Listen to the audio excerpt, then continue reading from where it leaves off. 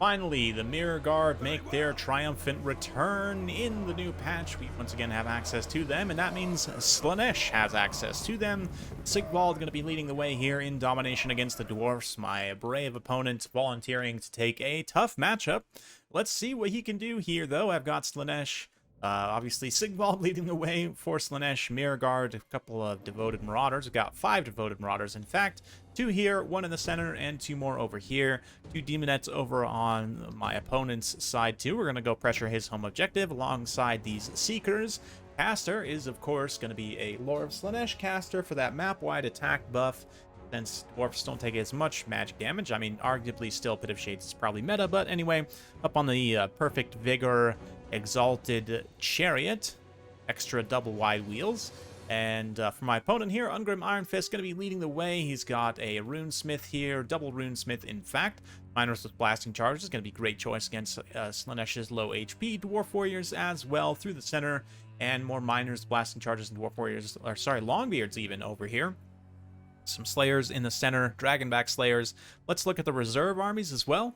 In reserve, I've got 3 Seekers, 2 Demonettes, 3 Hellstriders with Hell Scourges, and 4 Furies of Slaanesh for my opponent. He's got the Regiment of Renown Norgriming's Ironbreakers, also the Regiment of Renown Bomber, a great style piece, 3 Slayers, a Longbeard, 4 Rangers, and another Miner with Blasting Charges. And we're back to it. So, yes, there's no question. Slaanesh's speed and easy access to armor-piercing damage make them a nightmare matchup potentially for the Dwarfs, especially in Domination. But we'll see how they can do. One thing, there's a few things. Number one is, depending on the map, I mean, Dwarfs, it's going to take them longer or shorter to get to the objective, but this is one map where they can kind of set up in this center choke point a little bit, and it doesn't take them super long to get to this objective and their own home objective. That being said, Slaanesh's speed means that I can come challenge him on his home objective very, very quickly, and certainly have the force to make it very, very scary. These Seekers coming in here, just kind of maneuvering, threatening. These Miners don't have Blasting Charges in particular, which does mean that this isn't going to be quite as risky of a push for me. I'm going to swing these Demonettes and Devoted Marauders up here, and just so you can see my movement order, all 4 are going to come up and kind of form a line to attack here. I've also got a couple of Furies coming forward to help with these Miners here. Because Miners can't throw at flying units, I can use the Furies to interrupt them from using their Blasting Charges, and then follow up with the Devoted Marauders, follow up with like the Loris on the Chariot there. All the meanwhile, Sigvald and the Mirror Guard are in the center, just kind of acting as a distraction force. My opponent's forced to respond to them, so he doesn't lose that objective, but then also is going to be, like, I can just maneuver away, right? Nice little whip there, and the Slaanesh Chariot going to start punishing the Dwarfs. I mean, punishment is certainly in this Chariot's wheelhouse, must be said. And here come the armor-piercing Furies, going to swoop in for a quick attack. Again, the whole idea here is to just prevent the Miners from being able to throw their charges in the first place. Slayers do follow up pretty quickly. My own Devoted Marauders are a little bit late to the party, but you can see me just retreating back, tactical withdrawal with Sigvald and his Mirror Guard. I did miss, unfortunately. This unit of Demonettes got Blasting Charged pretty hard, hence why their HP is pretty much gone, but thankfully they do have enough leadership. Still stand and fight a little bit, and they'll get into the Miners and start to dish out some significant damage here.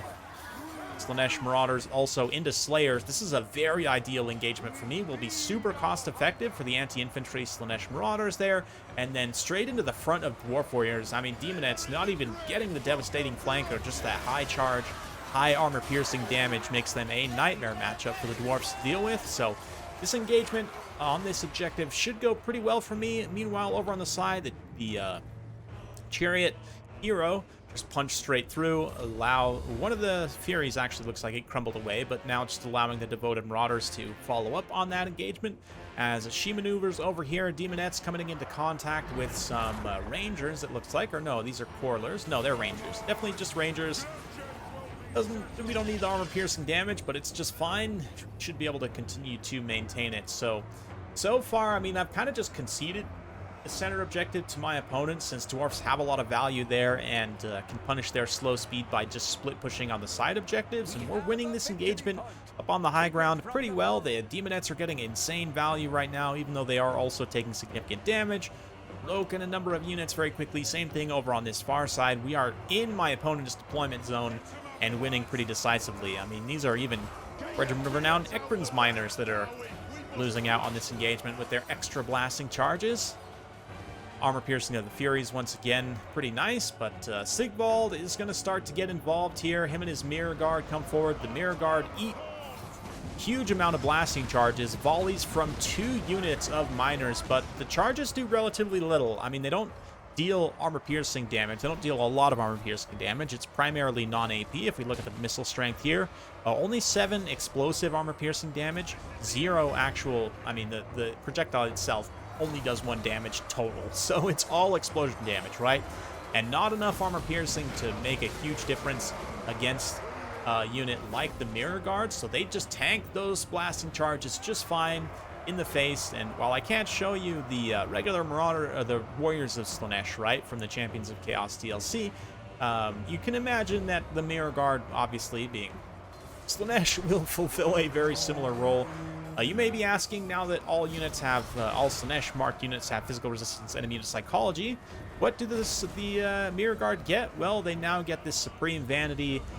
Area of effect affects lords and heroes, gives them a +10 melee defense, sort of like Guardian, but instead of physical resistance, gives melee defense, which is definitely a lot more useful against Chaos factions that have easy access to magic damage. But anyway, getting back up onto the high ground, my opponent eventually accrues enough value up here that it's a little bit tricky for me to try and maintain this fight. Especially, there's a lot of Slayers up here, and obviously my Seekers are not going to trade nearly as well into the Slayers, so thankfully, the speed of Slaanesh allows me to just switch focus on objectives, immediately charge the Seekers down onto the center position, and try and decisively break Ungrim's supporting forces and finish him off.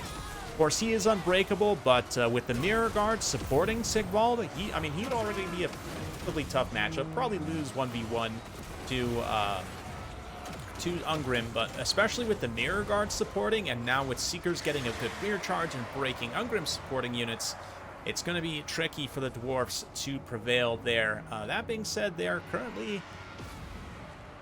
in control of their own home objective. Once again, big old block of Slayers moving up, and I almost wonder in this matchup if just going legit full Slayer spam would be worth it. The only thing is the basic Slaanesh anti-infantry Marauders are going to trade very efficiently into those Slayers, so it's hard to say. But at this point, things are looking pretty grim for Ungrim, Iron Fist, and his Dwarfs. Seekers just running rampant all over the battlefield, breaking any isolated Dwarf units that they find. Same thing with the Demonettes.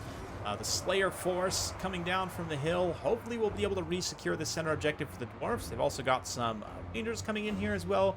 Rangers also attempting to sneak through up onto my own home objective. Definitely don't want to stop to shoot. Just keep it moving, you know, so that they can get there and try and cap. So some sneaky plays by my opponent, but Furies count as infantry. Of course, obviously Slaanesh Marauders count as infantry, so we're going to get a nice charge with all these units to interrupt the Slayers. Fascination gets popped on the Dragonbacks to pop them into an Enrage. They immediately charge into this blob here, and then again interrupt with the Furies. Even if the Furies end up losing here, they'll still trade efficiently enough and just keep these Slayers away from my Seekers for as long as possible and allow Ungrim to be finished off. And it does look like Sigvald versus Ungrim here. There goes the Slayer King right as I pan over. Sigvald victorious, swings Sliver Slash about, and no doubt cackles gleefully. And with that, I think my opponent's going to throw in the towel here relatively soon. I mean, I'm pretty far ahead in terms of army damage value, and although he's done a reasonably decent job in trying to hang on to objectives, the Seekers once again proving their value, just easily outmaneuver and come back up onto the hill, and are going to try and help these tattered, devoted Marauders to capture this objective. More Seekers again supporting there on the low ground, even against Slayers, should be just fine. Sweet Sorrow being popped, keeping the Vigor fresh on all of my Slaanesh units. If you notice the little Vigor icons there, pretty much all of them are going to be fresh after that. It's just fantastic, and a long game like Domination games tend to be. Keeping your unit's vigor fresh is absolutely massive. But credit to my opponent for even attempting this matchup. There's no question it's a very, very tough one for the Dwarfs, and outside of maybe 1 or 2 maps, I think it's absolutely hopeless for the Dwarfs against Slaanesh. Blasting charges coming in here, not actually doing as much against the Seekers as I might have initially guessed they would, but it's definitely interesting. I do think that Dwarfs are not completely hopeless in Domination. There are some matchups where they will actually do very well, like, well, I don't want to spoil anything. We'll take a look at some of those matchups in the future, but let me know down in the comments below if you can guess, what do you think that the favorable matchups are for the Dwarfs? Certainly this one and Khorne, the 2 matchups we've taken a look at so far in Domination, are probably the worst. I don't know, maybe Skaven are equally as terrible in Domination. I actually haven't tried that one out yet. But historically, even in land battles in Warhammer 2, Skaven were very good against the Dwarfs. So, I mean, it remains to be seen, but credit to my opponent there for even trying this. I mean, it went about as I would expect, but that's okay. Huge value on all these units with armor-piercing damage. Of course, the Demonettes, the Seekers, even the Mirror Guard trading very efficiently. 1100 damage value. Marauders of Slaanesh also arguably a little bit OP. I don't think they got a cost increase in this build. I'll have to double check, but they probably should cost about 500 given their power, their offensive power. Furies of Slaanesh also very good here. In case of gyro spam also, will give you that armor-piercing flying insurance. For my opponent here, I mean, all of his characters struggled pretty badly. I almost wonder, I don't think, does Ungrim have magic damage?